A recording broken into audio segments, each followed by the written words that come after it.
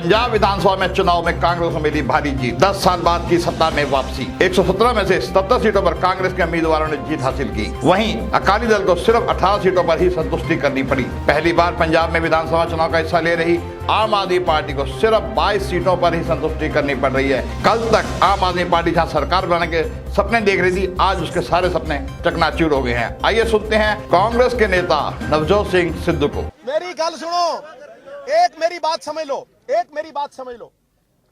यदि नवजोत सिंह सिद्धू सर उठा के उस स्पेस में रह सका है, the mind is without fear and the head is held high, तो वो इसलिए कि राजनीति को अपना धंधा नहीं बनाया।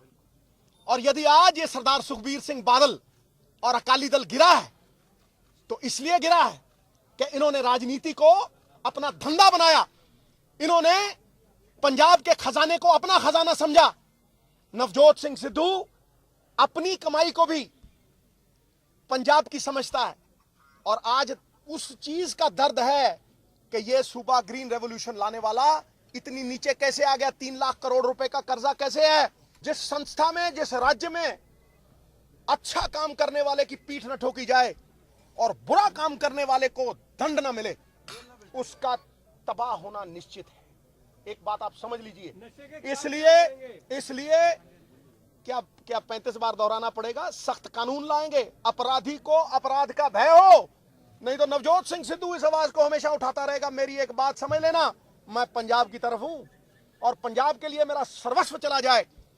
क्या चाहिए था? 45 साल की उम्र में 25 साल इंडिया के लिए खेल लिया था, 20 साल टीवी पे राज कर लिया था, 5 बार का एमपी हूं। कुछ नहीं चाहिए, बस पंजाब की खुशहाली चाहिए, और उस पंजाब की खुशहाली के लिए सब जाता है तो जाए।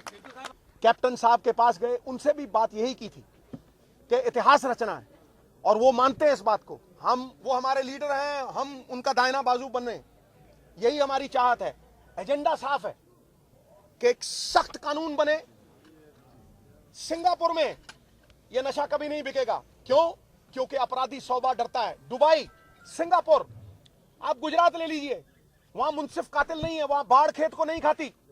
तो इसलिए यह बहुत महत्वपूर्ण है कि जो बाढ़ खेत को खा रही थी वो बदल दी जाए। ये बदलाव है, ये सृजन है उन लोगों का जो इस चीज के खिलाफ हैं। तो वो सख्त कानून राहुल भाई यहां आके कह के गए, एजेंडा सेट करके गए कि बाबा नानक कहते थे पंजाबियों की शान, जान, आन, बान, वो कहते थे तेरा तेरा तेरा, और बादल कहते हैं मेरा मेरा मेरा मेरा मेरा मेरा, हर चीज मेरी। ये उन्हीं का एजेंडा है, ये हमारे लीडर का एजेंडा है। और इसलिए अब जो भी होगा उस परमेश्वर को